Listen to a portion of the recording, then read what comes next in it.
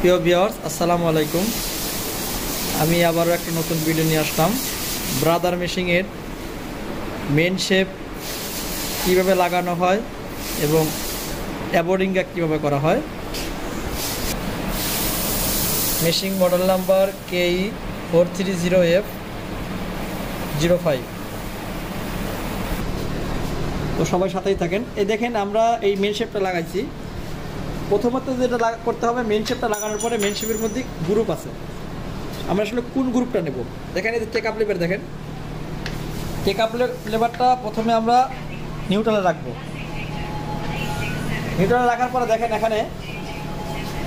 এখানে first screw, এখানে দ্বিতীয় স্ক্রু, ফার্স্ট স্ক্রুর মধ্যে আপনার গ্রুপ হবে। তো আমরা ফার্স্ট স্ক্রুর মধ্যেই গ্রুপ করলাম, নাটটা লাগাচ্ছি।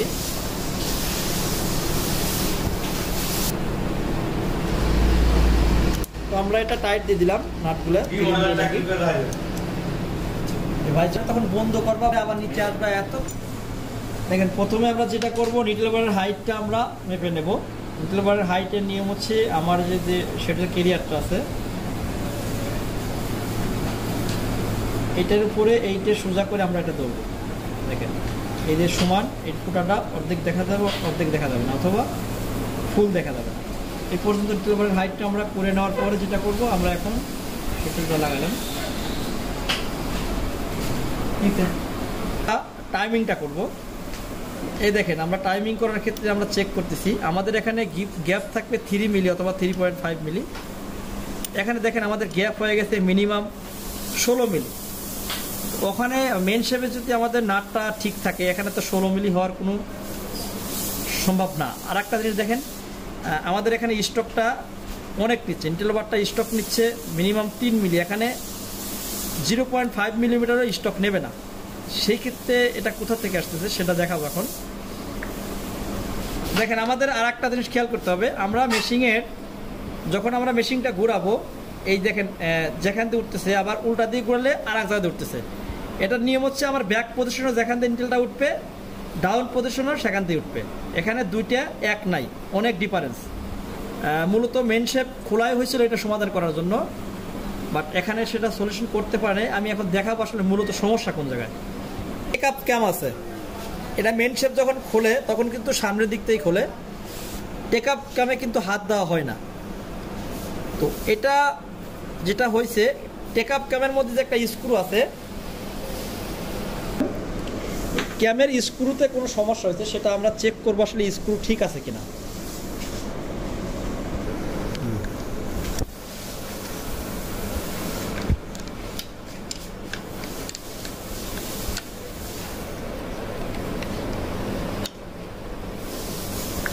আঙ্গুল কি এভাবে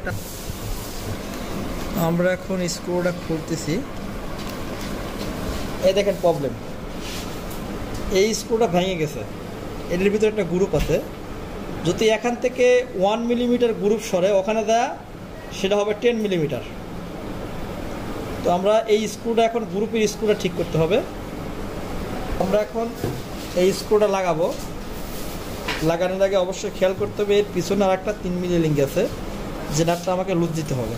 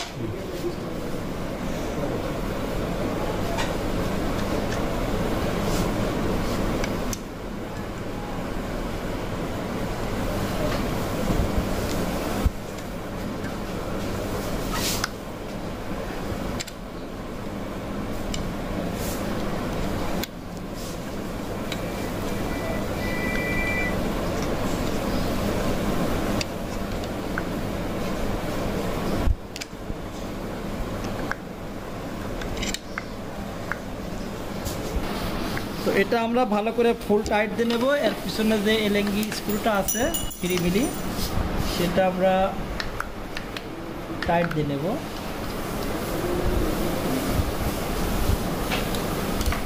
এখন আমরা চেক করব। তা এই দেখেন অটোমেটিকলি অ্যাবোর্ডিং এখন মিলে গেছে, এই দেখেন এই যে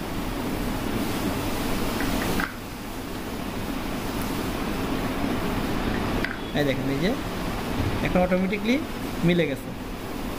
এদিক থেকে আমার দেখানতে উঠতেছে, আমার এদিক থেকেও ওই জায়গা দিয়ে উঠতেছে। তো এটা হচ্ছে এই ক্যামেরা যদি স্ক্রু কখনো ভাঙে সেক্ষেত্রে দুইটা প্রবলেম হবে। আমরা যদি কম্পিউটার থেকে এই মেশিনের স্টপ পজিশন ঠিক করি, কিছুক্ষণ পরে পরে সেটা নড়ে যাবে, কারণ ওই গ্রুপ থেকে যখন লড়বে তখন এই টেকআপটা হালকা ডাউন হয়ে যাবে, বুঝতে পারবেন না, এবং অ্যাবোর্ডিংটা মিলবে না। সেই ক্ষেত্রে আমাদের চেক করতে হবে এই ক্যাম্পটার যে স্ক্রুটা অনেক সময় ভেঙে জায়গায় থাকে, ওই গ্রুপটা থেকে সরে যায়, নাটের জায়গায় থাকে, কিন্তু ওই মাথায় যে বোল্টটা থাকে, এই দেখেন এর মাথায় এক ধরনের চুক্কা ছিল,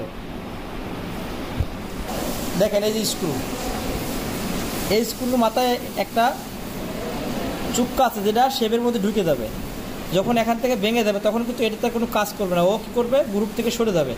এখানে অলরেডি সরে আমাদের এটা এখানে একটা গ্রুপ হয়ে গেছে। সেই ক্ষেত্রে আমরা যদি মেন শেপ হাতাই বা টেকআপ লিভার হাতাই কোনো সমাধান হবে না। আমাদের প্রথমে কাজ করতে হবে স্ক্রুটা চেক করতে হবে, আর এটা সচরাচর হয়, এটা খুব কম হয়। দেখা যাচ্ছে একটা মেশিনের বয়স 5 বছর 6 বছর পর এরকম হলে এরকম হয়। আজকের মতো এই পর্যন্তই, দেখা হবে নেক্সটের কোনো ভিডিওতে, সাথেই থাকেন।